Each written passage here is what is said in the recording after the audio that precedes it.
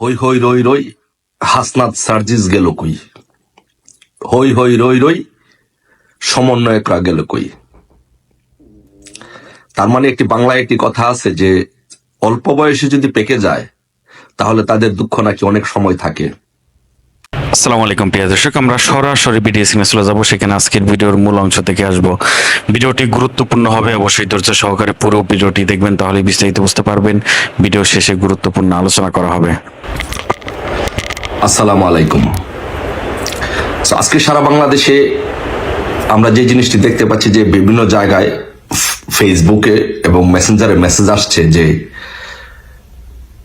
হই হই রই রই হাসনাত সার্জিস গেল কই। হই হই রই রই সমন্বয়করা গেল কই। তার মানে একটি বাংলায় একটি কথা আছে যে অল্প বয়সে যদি পেকে যায় তাহলে তাদের দুঃখ নাকি অনেক সময় থাকে, চিরকাল নাকি তাদের দুঃখ থাকে। সো কোথায় আছে হাসনাত সার্জিস? যেখানেই থাক না কেন, অন্তত পক্ষে আমাদের এই জিনিসটা নিশ্চিত করতে হবে এই হাসনাত সার্জিসরা যেন দেশ ছেড়ে যেন পালাতে না পারে। কারণ একটা সমূহ সম্ভাবনা আছে যে তাদের যে বন্যা দুর্গতদের জন্য যে টাকা সংগ্রহ করা হয়েছে, কোটি কোটি টাকা, সেই টাকা নিয়ে হয়তো পালিয়ে যেতে পারে, বা ওদের কারণে বাংলাদেশ যে ধ্বংসের দ্বার প্রান্তে গিয়ে পৌঁছেছে এবং বাংলাদেশে যে একটি অরাজক পরিস্থিতি বিরাজ করছে, এটা ওরা টের পাচ্ছে এবং ওরা বুঝতে পারছে। সো আমাদের খুব ভালোভাবে খেয়াল রাখতে হবে, সব জায়গায় নজর রাখতে হবে এই সমন্বয়কারীরা হাসনাত সার্জিসরা যেন কেউ যেন পালাতে না পারে। সারা বাংলাদেশে গতকালকে মাননীয় প্রধানমন্ত্রী শেখ হাসিনার জন্মদিন ছিল। সারা বাংলাদেশে আনাচে গানাচে দেশে বিদেশে যেইভাবে দেশরত্ন এই পরিস্থিতিতে দেশরত্ন শেখ হাসিনার যেইভাবে জন্মদিন পালিত হয়েছে, তা থেকে প্রমাণিত হয়, আবারও প্রমাণিত হয় যে বাংলাদেশ আওয়ামী লীগ আসলেই একটা ফিনিক্স পাখি। মৃত্যুর স্তূপ থেকে আওয়ামী লীগ দাঁড়াতে পারে। বাট এখন অনেকের প্রশ্ন হতে পারে যে এখন আওয়ামী লীগ কেন আন্দোলনের ডাক দিচ্ছে না, শেখ হাসিনা কেন আন্দোলনের ডাক দিচ্ছে না? ভাই, আন্দোলনের ডাক সবসময় দেওয়া যায়, সবসময় আন্দোলন করা যায়। এই 5 তারিখে 5ই আগস্ট যদি মাননীয় প্রধানমন্ত্রী শেখ হাসিনা বলতো যে আওয়ামী লীগ, যুবলীগ, ছাত্রলীগ, স্বেচ্ছাসেবক লীগ সহ সকল সংগঠনের সারা বাংলাদেশ থেকে 20 লক্ষ লোক গণভবনের আশেপাশে অবস্থান নেও, তাহলে কিন্তু 20 লক্ষ লোক কিন্তু অবস্থান নিত এবং এই 20 লক্ষ লোক কিন্তু মারামারি করত। তাহলে কি হতো? অনেক লোক মারা যাইত। তো শেখ হাসিনা যেহেতু প্রো পিপল পলিটিক্স করেন, জনগণের জন্য পলিটিক্স করেন এবং জনগণকে ভালোবাসেন, সেই জন্য উনি সিদ্ধান্ত নিয়েছেন যেন কোনো সংঘাত না হয়, যেন কোনো লাশ না পড়ে। বাট সেই জন্য উনি ক্ষমতা ছাড়তে হয়েছে, উনি ক্ষমতাচ্যুত হতে হয়েছেন, কিন্তু মানুষ রক্ষা করেছেন। এটাকে বলে রাজনীতিবিদ। উনি মানুষের জীবন রক্ষা, ক্ষমতা ছেড়ে দিতে রাজি আছেন। ওনার বাবা বঙ্গবন্ধু শেখ মুজিবুর রহমান যেটি বলেছিলেন, আমি প্রধানমন্ত্রিত্ব চাই না, আমি দেশের জনগণের স্বাধীনতা চাই। যে 5ই আগস্ট শেখ হাসিনা প্রমাণ করে দিয়েছেন, আমি ক্ষমতা চাই না, আমি মানুষের জীবন রক্ষা করতে চাই। কারণ 5ই আগস্ট যদি শেখ হাসিনা বলতেন তাহলে 20 লক্ষ 30 লক্ষ লোক এই গণভবনে এসে জড়ো হইতো, ঢাকা শহরে এসে জড়ো হইতো। একই বলে বঙ্গবন্ধু কন্যা প্রধানমন্ত্রী শেখ হাসিনা। তাই এই শেখ হাসিনা চাইলে যে কোনো মুহূর্তে বাংলাদেশে আন্দোলনের, ঢাকা শহর যে কোনো এনি টাইম, শেখ হাসিনা যদি আজকে ডিক্লেয়ার করে তাহলে কালকে ঢাকা শহর 50 লক্ষ লোক জড়ো হবে। আজকে ডিক্লেয়ার করলে কালকা শহর লাখ লাখ লোক চলে আসবে। কিন্তু আমাদের বুঝতে হবে, আমাদেরকে বুঝতে হবে, দেখেন আমাদের আন্দোলনের ধারাবাহিকতা, আমাদের আওয়ামী লীগের চাইতে আন্দোলন কেউ ভালো বুঝে না, জানে না এবং জানার কোনো সুযোগ নেই। আমাদের বাংলাদেশ আওয়ামী লীগের জন্ম হয়েছে আন্দোলনের উপর থেকে। একটি জিনিস দেখবেন যে দেখেন মাত্র 50 দিন হয়েছে এই হাসনাত সার্জিস সমন্বয়কদের উৎপাত কি পরিমাণ উৎপাত ছিল সারা বাংলাদেশে, পুঁটি মাছের মতো লাফালাফি কি পরিমাণ ছিল। সারা ত্রাণের টাকা দিয়ে, বন্যা দুর্গতদের টাকা দিয়ে সারা দেশে, জেলায়, উপজেলায়, বিভিন্ন জায়গায়, বিভাগীয় শহরে সমাবেশ করতে গিয়েছিল। কই তারা এখন? কোথায়? কোথায় সেই সমন্বয়করা? কোথায় সে হাসনাত সার্জিস? কোথায় পালিয়েছে? কোথায় লুকিয়েছে? আছে?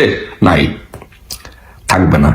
এই যে এখন দেখতেছেন যে ঢাকা বিশ্ববিদ্যালয় সহ বিভিন্ন জায়গায় শিবিরের উৎপাত, কাওয়ালি গান বাজাচ্ছে পাকিস্তানের আদলে, পাকিস্তানি কালচার বাংলাদেশে প্রবেশ করাতে চাচ্ছে, পাকিস্তানি কালচার এস্টাবলিশ করতে চাচ্ছে। খুব বেশি দূরে নয়, যখন ছাত্রলীগ নামবে, জয় বাংলা স্লোগান দিবে। জয় বাংলা স্লোগান হচ্ছে জামাত শিবিরের জন্য একটা অ্যাটম বোমা। যখন ছাত্রলীগ জয় বাংলা স্লোগান দেয়, তখন জামাত শিবিরের কলিজার মধ্যে আগুন ধরে। তো আপনি বুঝেন, যখন একসাথে যখন ছাত্রলীগ যখন ঢাকা বিশ্ববিদ্যালয়ের স্লোগান দিবে, তখন জামাত শিবিরের কলিজার মধ্যে অ্যাটম বোমার মতো আঘাত করবে, আর সব পালাবে। যেমন সমন্বয়ক হাসনাত সার্জিসরা ওরা কোথায় আছে কেউ জানে না। একইভাবে দেন, ওদেরকে কাওয়ালি করতে দেন, এই কয়েকদিনের বাহাদুরি করতে দেন, অল্প দিনের মধ্যে পালিয়ে যাবে। তারপরে এই 111-এর সময় আপনি দেখেছেন যে 111-এর সময় আপনারা যারা একটু রাজনীতিতে অভিজ্ঞ বা 111 যারা দেখেছেন, যে দেখেন এই 111-এর সময় কিন্তু ডক্টর ইউনূস নাগরিক শক্তি করতে চেয়েছিল এবং নাগরিক শক্তি করে দল গঠন করতে চেয়েছিল, এবং বিভিন্ন ধরনের রাজনৈতিক কিংস পার্টির জন্ম হয়েছিল। ফেরদৌস আহমেদ কুরাশি নেতৃত্বে আরো বিভিন্ন জন বিভিন্ন রাজনৈতিক দল করতে চেয়েছিল, সংস্কারপন্থী হতে চেয়েছিল। কিন্তু যেই ছাত্রলীগ জেগে উঠেছে, যে আওয়ামী লীগ জেগে উঠেছে, আস্তে আস্তে সব লেজ গুটি আস্তে আস্তে চলে গেছে, নির্বাচন দিতে বাধ্য হয়েছে। এদেশের জনগণ যা চাইবে তাই হবে। জনগণের শক্তি হচ্ছে সবচেয়ে বড় শক্তি। এদেশের জনগণ শেখ হাসিনাকে ভালোবাসে, এদেশের জনগণ বঙ্গবন্ধুকে ভালোবাসে, এদেশের জনগণ বঙ্গবন্ধু কন্যাকে ভালোবাসে। যখনই প্রয়োজন বোধ করবে সবকিছু ঠিক হবে। যখনই আন্দোলনের ডাক দিবে, এরকম সমন্বয়ক, জামাত, শিবির ওরা সব পালিয়ে যাবে। আর বিএনপি, মাজাভাঙ্গা বিএনপি, ধ্বজভঙ্গ ছাত্রদল আমাদের সাথে এসে আন্দোলনে, আওয়ামী লীগের সাথে, ছাত্রলীগের সাথে এসে আন্দোলনে শরিক হবে নির্বাচনের জন্য। কারণ ওদের নিজস্ব পায়ে, মাজাভাঙ্গা অবস্থায় ওরা নিজস্ব পায়ে দাঁড়ানোর মতো ক্ষমতা, শক্তি, সামর্থ্য ওরা নাই। ওরা সবসময় দেখবেন কারো না কারো উপর ভর করে আন্দোলন করে, সারা জীবন কারো না কারো উপর ভর করে কোনো কিছু করতে হবে। ওদের নিজস্ব ভাবে কোনো কিছু করার ক্ষমতা নেই। এই যে এখন ডক্টর ইউনূস নির্বাচন দিবে না, ক্ষমতা দখল করেছে অসাংবিধানিক ভাবে, তার উচিত ছিল 90 দিনের মধ্যে ক্ষমতা নির্বাচন দেওয়ার। এই মাজাভাঙ্গা বিএনপির সেই সক্ষমতা, এই মাজাভাঙ্গা বিএনপির সেই সাহস, আমি চ্যালেঞ্জ করে বললাম, এই মাজাভাঙ্গা বিএনপির সেই সাহস, সক্ষমতা কি আছে নির্বাচন দেওয়ার কথা বলা 90 দিনের মধ্যে? নাই। এই সারা বাংলাদেশে সন্ত্রাসী কার্যক্রম, দখলদারিত্ব, লুটতরাজ চালাচ্ছে বিএনপির, জামাতের কর্মীরা। অথচ তারেক রহমান এখনো লন্ডনে, বাংলাদেশে যায় না বয়ে। তার মাকে, মা অসুস্থ, তাকে মাকে বিদেশে পাঠানো চিকিৎসার জন্য, কারণ বাংলাদেশে আসতে দিবে না, সে বাংলাদেশে গেলে জেলে যাবে। তো এরকম মাজাভাঙ্গা নেতৃত্ব এবং মাজাভাঙ্গা বিএনপির কাছ থেকে কি আশা করেন? তো কাজটা আমাদেরই করতে হবে, আমাদেরই নির্বাচন আদায় করতে হবে। 111-এর মতো এইরকম অল্প সময়ের জন্য কেউ চিন্তিত হবেন না, কেউ বিচলিত হবেন না, মনোবল শক্ত রাখেন। আমি 111-এর দীর্ঘদিনের রাজনৈতিক আন্দোলনের সাক্ষী, সামনে সারিতে থেকে নেতৃত্ব দিয়েছি ঢাকা বিশ্ববিদ্যালয়ে, অভিজ্ঞতা থেকে বলছি। ওই যে দেখেন হাসনাত সার্জিসরা যেমন চুপ হয়ে গেছে, সমন্বয়কারীদের যে উৎপাত যেমন কমে গেছে, কিছুদিনের পরে যে কোন প্রেক্ষিতে শিবির চুপ হয়ে যাবে। আস্তে আস্তে আমরা দাঁড়িয়ে আমরা নির্বাচনের জন্য আন্দোলন করব, এবং আমাদের পাশে বিএনপি আসবে, জাতীয় পার্টি আসবে, অন্য দলগুলো আসবে। আবারও আওয়ামী লীগের নেতৃত্বে বাংলাদেশে নির্বাচনের জন্য আন্দোলন হবে। আর সেই আন্দোলনে আওয়ামী লীগ জয় হবে, আওয়ামী লীগের নেতৃত্বে জোটই জয় হবে, নির্বাচন হবে।